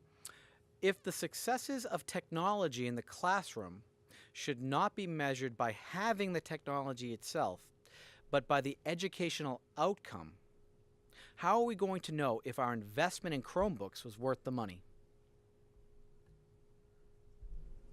Amy. That's interesting. I'm very excited that we are going for this basic model classroom across the district. Being involved for the past 8 years in the PTOs, we've raised a lot of money, and we're always trying to ask the schools, and most of this case was at Thompson at the time, we want to help put more technology in the classrooms. Other schools in town have whiteboards. Should we be buying whiteboards for the school?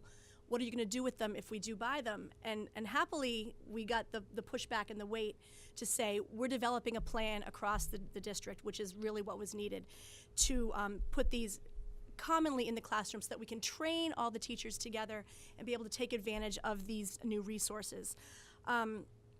Having a bunch of technology in the room isn't really the answer. It's having the technology in place that's easy to access for the teachers. They don't have to spend a lot of time prepping up how to make use of it. Students move right into where they need to be.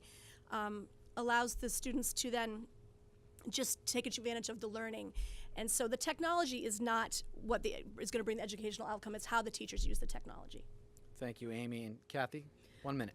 I think that the use of technology in the classroom depends a lot on having good and strong training and ongoing professional development for teachers. Technology is never, ever, ever going to supplant good teaching. Okay? If you don't have good teaching, the technology is useless.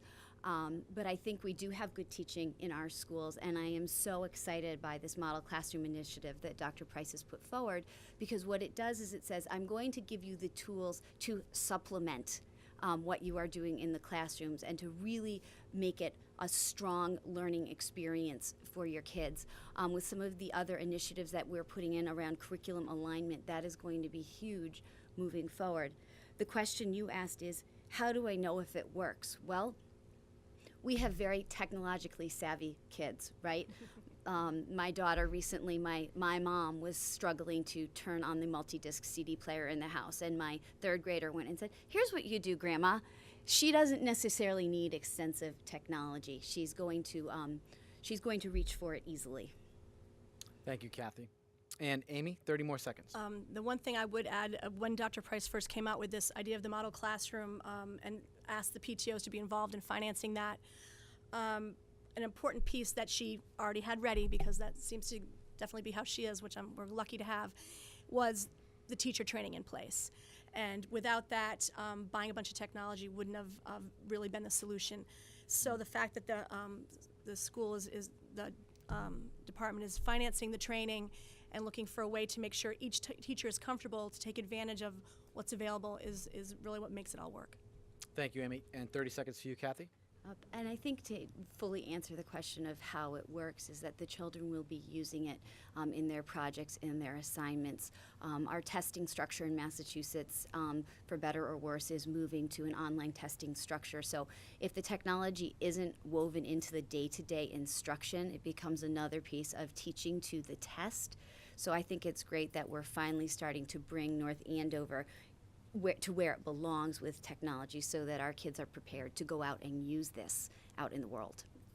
Thank you, Kathy. And we're at the halfway point of your question period, and we're at question 5, and this will go to you, Kathy, first. At the January budget meeting, the superintendent said that there are, quote, vast inequities in technology across the elementary schools, close quote. Could this be helped or harmed by PTO funding contributions to fix it? I think as long as the PTO funding contributions are put forth to fund a clear and transparent vision, I think it can only be helped. Amy alluded a few minutes ago to the fact that PTOs have been saving money for this very event to happen, and the model that has been put forth of PTOs of going to PTOs and saying, what can you afford to do? And the district is going to help with the rest, and focusing on where the greater needs are, I think is only going to help. It's also going to help fairly distribute our resources across our schools and make sure that no one is left behind. Equity has been an ongoing question with technologies in our schools, and sometimes it has been, you can't have the technology because somebody else doesn't have it. And I think what Dr. Price is doing now with this model classroom and how the funding is going forward in over 2 years is really going to make sure that everybody gets exactly what they need in a timely fashion and in a fair fashion. Thank you, Kathy. Amy, 1 minute to you. Yes, I think continuity across the elementary schools is very, very important, and continuity of technological resources certainly is critical.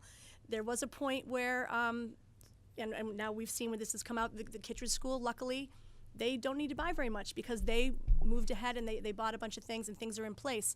The other schools in town have a little bit more work to do. However, we have been saving money.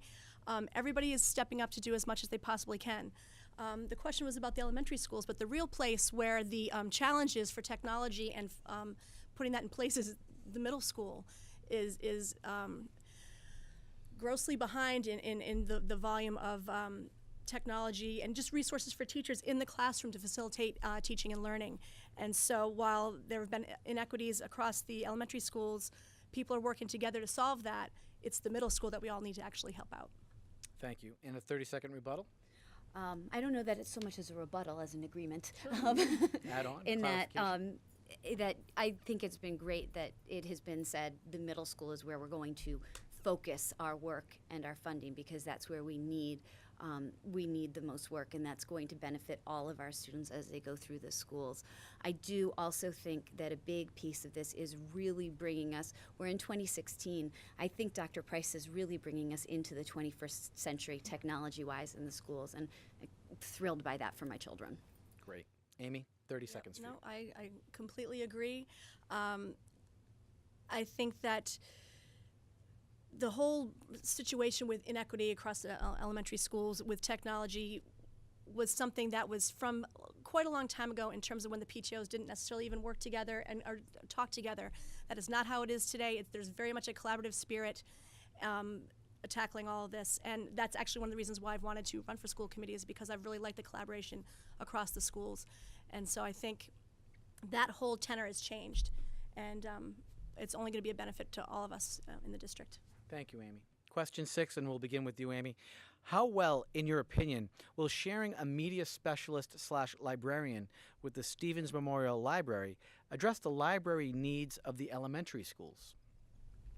Well, I'm actually a huge fan of this plan because currently, if people are not aware, we have one librarian across 5 elementary schools. I was fortunate enough to be on the parent who was on the selection committee last June for that librarian, and if you haven't met her, she's an incredibly dynamic young woman and has tons of ideas, a lot of energy, but she's one person for 5 schools. Any incremental help that we can get for her is going to benefit our kids, it's going to benefit our teachers, and it's going to let her focus actually on the teaching of library skills and the use of the library rather than checking out books. Parent volunteers handle that. We don't need the librarian to do that. We need her to be a media specialist to support teachers, which is what this new kind of additional position is, and to also help teach kids how to do their own research. Then when they get to the middle school, or they're already using Google Docs and they're researching online and they're working together, the librarian is a media specialist at the middle school right now, and I applaud the superintendent for going after this idea of collaborating with Stevens. Thank you. And Kathy, your 1-minute response. I think it's a great example of how Dr. Price is really working with the collaborative nature that has really started to emerge in the past few years in our town. I think that it is going to add a great deal to the educational experience of our our elementary schoolers to have somebody there who can actually spend specific time with kids, teaching them how to research, teaching them how to use technology, teaching them how to access the library, and kind of opening doors for them in terms of what is in that world. Do I think that the additional staff that we have this year is enough? No, but it is a fabulous, fabulous starting place, and I think you have to take that first step and have some proven data that this is working and that this is going to bring a huge benefit to our teachers and our students, and I think it's going to lead to more librarians and hopefully down the road a librarian at every school again. Thank you, Kathy. 30 seconds more from you, Amy. Yes, no, I would agree that this is a step in the right direction, and of course we'd all like to have a lot more of this. But we need to make the best use of what we can right now. We've already, just the way the librarian has rearranged her time, she spent the first few months of the year of her time this school year figuring out how things worked, and by January she had a new plan and is now in the schools working with every grade level on the skills that they need, and we're very lucky for that. Kathy, 30 more seconds. I'm all set, thank you. You're good? All right, question 7, we'll begin with Kathy, and that question is, talk about the physical conditions of our schools. Where do you see our capital needs over the next 5 years? That's a tough one. Our schools are in a variety of conditions. We desperately need more classroom space. We have furniture needs across particularly the elementary and middle school levels. The middle school is bursting at the seams. It is accommodating more children than it was meant to cover. I think that we're going to have a long, hard discussion about where we are going in terms of reducing class sizes. And I don't mean reducing class sizes even necessarily just teacher to student ratio, but where are we physically going to put children? Anybody who's ever been in an overcrowded classroom in June, it's not a place you want to be in 8th grade. It's really not. And it's simply not conducive to learning. So I think the real key is going to be identifying the most critical needs, building-wise, and deciding the best approach to addressing those needs. And there are a lot of different models that you can use for that. Thank you, Kathy. Amy? Yes, I feel that this physical conditions question does go quite well with the whole class size issue. Fortunately, there is a plan that is in place and is hopefully going to be getting rolled out in the very short term to be adding classrooms to certain buildings across town to help reduce class size. There's a bubble coming through the middle school right now, but there's one, I think, in 1st and 2nd grade that's ready to come through very soon as well. And so we do need to have more classrooms. We can't build each school with a whole bunch of new classrooms, but we have to pick and choose where that makes the most sense. I remember when I first started, when my daughter started in 1st grade 8 years ago, at Thompson School, the library was a classroom, the hallway was where special ed was conducted, the art room was a classroom. So it was very ugly back then. We have made a lot of progress, but we still have a problem to solve, and I'm happy that things are in place, and I have a feeling that they're going to keep moving forward with this with the school board that's in place right now is very strong, and with our superintendent. Thank you very much. And Kathy, 30 seconds. I think the one thing that I would hope to see as we look at our facility needs moving forward is that it is wonderful to add portable classrooms. It's a relatively inexpensive fix, but portables do have a limited lifespan, and they also don't feel like a part of the whole building necessarily because of the way they have to be attached. So I would like us to really look and assess do we need a new building, and what would that look like, or how do we structure those needs? The answer may lie in continuing to use portable classrooms or to expand our current footprints in our schools, but I think we need to look at all of the options and not just limit ourselves to additional portables. Amy, 30 seconds from you. All set, thanks. You're good. Our 8th question will begin with you, Amy. And that question is, the governor's budget for fiscal year 2017 does little to recognize the findings of the Foundation Budget Review Committee regarding the systemic underfunding of the foundation budget in the areas of special education and employee health insurance. What could the North Andover School Committee members do to advocate for more realistic state funding? That's a very good question. Thank you. Yes. I won't pretend to have the answer because I don't. But I do agree that we do a lot in our town in planning for special ed, especially the last couple of years with the budget that's been set aside to help prepare for students coming in that are new to our town, and we want to make them part of our community and part of our learning experience. And we're not going to, we need to make plans on our own. We're not going to be able to just rely on the state. I would have to explore that to learn more about how to move the state. I couldn't pretend to have a proper answer. Well, thank you very much. Kathy, your response. I think that the foundation budget that the state sets is in dire need of adjustment. There are a couple of things that really feed into its continuing not only underfunding, but the failure of it to actually fund special ed and employee health insurance. Employee health insurance, the town has done a lot. We heard the GIC being talked about earlier to cut employee health benefits. That's an issue statewide with all municipal employees. It's not limited just to schools. But the other piece with special education is that one of the conscious decisions that I think our legislature needs to make is to pass legislation to say that if you have promised schools money during a school year, that they receive it. It is very unfair. One of the areas where we often see cuts is in what we call circuit breaker legislation, where circuit breaker helps fund overages in special ed or more expensive special education costs. When that is cut partway through the year, it puts us into a self-fulfilling prophecy of not being able to pay. And so we've set aside a stabilization fund in North Andover to help solidify that and make sure that doesn't happen here, but it doesn't address the cuts that happen across education in the state when we get into fiscal trouble halfway through the year. Thank you. And Amy, you have 30 more seconds. No, thanks. You're good. And Kathy, 30 more? And I would just add that as part of this not cutting budgets mid-year, one of the problems we have statewide across all departments is that because changes happen, because things are unpredictable, school districts count on certain pots of money. Okay, there's not a pocketbook there that we can just whip out the credit card and do something else. So I think we really need to look at, as a state, how we budget and how we fund, and to make sure that we're funding at a level that we can maintain through the year so that planning can take place and we don't end up with this self-fulfilling circle. All right, thank you. Moving on to question 9. Kathy, you'll start us off. What more should our state legislative delegation do to advocate for North Andover's education funding needs? I think it's what we call the broken record, right?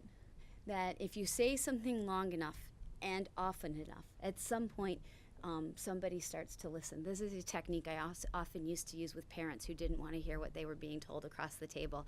You can say it a bunch of different ways, but your message has to be consistent, it has to be the same, and it cannot change from year to year.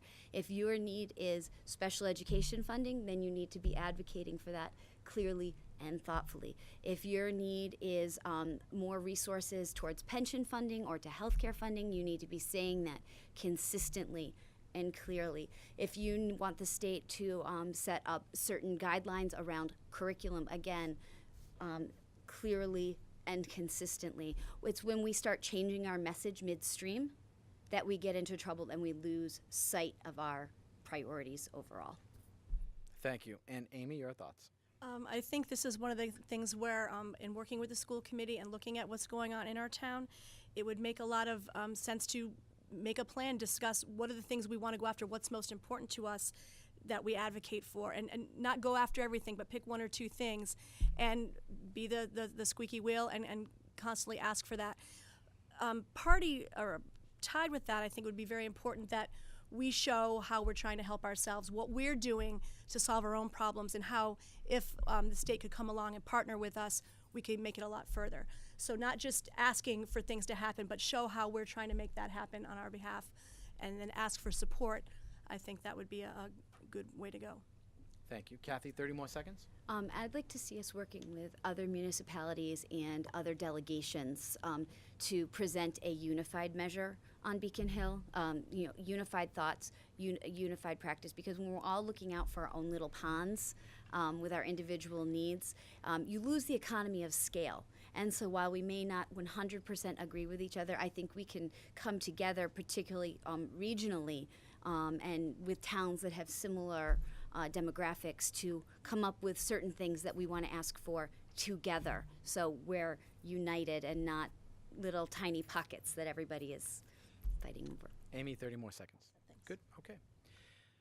Ladies, your last question of the night. You've been great. And this is the question. We'll start with Amy on this one. What area of education in North Andover do you think receives too little attention, and what will you do about that? Well, there's been a lot of movement over the last couple of years, in particular, to increase and improve our writing development programs in town. And I'm fortunate enough to have a 5-year gap between my daughters. So my older daughter had some of the teachers that my younger daughter is now having, and very fantastic teachers. We've had very wonderful preparation for the middle school for our older daughter, and now she's well prepared for high school, I believe. But as great as her experience was 5 years ago, my younger daughter is getting that much more excellent writing support, reading support, and development in the elementary schools. I hope that that's seen across all the elementary schools as well. Where I have seen it fall down a little bit is at the middle school level. I would like to see a stronger writing curriculum and writing development, writing skills development. While they do a lot of writing, and it's in all the different courses in science and social studies as well as language arts, the feedback element is missing, and I'd like to see that improved. Thank you, Amy. Kathy? I think the largest area and I think we're beginning to hear a lot more about this, is curriculum alignment and the pieces that go into having a unified curriculum across the elementary schools, across the teams in the middle school. So we go from elementary school, and the middle school teachers are all working from the same basis, and then across the middle school making sure our high school teachers are working on the same basis. It's a complicated issue because it's not just a matter of piloting and adopting a new program. It's looking at a program that is supported by the data that's a proven program. It's about implementing that program. It's about having the PD for that program and the teacher support for that program. And that could, I think, most be served by expanding the role of our curriculum coordinators. We have 2 fabulous curriculum coordinators right now in the school, but they're working K to 12 in one discipline That is a lot for any one person. So we need to divide this out a little bit more, my grade level, and add some real regular curriculum support across the district. Thank you, Kathy. 30 more seconds from you, Amy. Yes, Anything I was to add? going to comment as well that the curriculum coordinator positions are colossal, but they're really critical. And I know that they've been spending the first half of the year really looking at what the needs are, and then are diving into making some recommendations in the second half of the year. Teacher training is a huge part of that, but also making sure that there is common expectations and common experience across all the elementary schools, so that when the kids arrive in the middle school, they have common preparation. They're not coming in with varying backgrounds. And I'm certain that's the same thing at the middle school level, high school level, excuse me. Thank you, Amy. Kathy, 30 more seconds from you. I think the other piece that if we can expand what we have for curriculum coordination in the district and expand the resource base in terms of manpower and curriculum coordinators, is that they really can act as coaches and share best practices among the schools. They can work one-on-one in teachers. You can make choices about whether they are evaluators or not. If they're in non-evaluative roles, they really have an opportunity to go in and work with teachers and say, hey, this is what you're doing great, let's share it, and let's work on this area over here and make it stronger and better. Thank you, Kathy. Thank you, Amy. On March 29th, the voters will have the opportunity to vote for one of you for a 3-year seat on the school committee. Now, please take up to 1 minute to give a closing statement, and we'll begin with Miss Amy Mobley. Mabley. Thank you. So our schools are a critical part of the fabric of our community, and we've heard tonight from all the different candidates that our community is pretty fantastic. And I want to serve our town on our school committee. I want to bring the parents' voice. I want to bring the perspective of an actively involved in the schools parent and my 25 years of experience in the educational publishing field. I am actively involved, highly dedicated, and I'm professionally prepared for this assignment. As an engaged parent and as a fellow citizen of North Andover, I respectfully ask for your vote on March 29th for school committee. It would be my honor to serve. Thank you. Thank you, Amy. And now Miss Kathy Koch with her closing statements. I want to thank you on behalf of all of the candidates for having us here tonight and for giving the citizens of North Andover the chance to learn about our candidates for the Board of Selectmen, the Housing Authority, and the School Committee. Tonight we've heard about many things: curriculum, budget, staffing, special education. Education is an extraordinarily complicated process. Our schools are not producing one-size-fits-all widgets. Instead, we are helping to develop and create a strong citizenry to send out into North Andover and the world once they leave our schools. This is a huge and complicated responsibility. Schools must strive to meet each and every child where they are and to help them reach the standards that have been set forth. The decisions that the school committee makes regarding budget, curriculum, and the hiring of the superintendent all have the potential to be life-changing for children. Just as the town finance committee needs at least some members with a strong background in finance, the school committee also should have members with a strong background in education. I believe that by bringing my experience, vision, and creativity to the deliberations of our school committee, that I can be a part of making our schools great. Thank you so much for coming. Have a wonderful evening. Well, thank you, Kathy, and best of luck to both of you. Everyone, nice round of applause. They did a great job tonight. And a big thanks again to all our candidates and volunteers who have helped organize and run and participate in tonight's event. For more information on our local election, please visit North Andover. I can't read it. Or just call the town clerk's office. They'll help you out. This candidates forum was broadcast live tonight and will be rebroadcast several times before Election Day. You can visit our North Andover CAM website at northandovercam.org to watch online and to check our TV broadcast schedule for channels, times, and other upcoming shows of interest. Finally, remember to vote on March 29th at the North Andover High School. The polls will be open from 7 a.m. to 8 p.m. And if you need an absentee ballot, they are available in the town clerk's office at their temporary location at 1600 Osgood Street, Suite 2043. Thank you, North Andover, and we'll see you on the Journal real soon. Good night.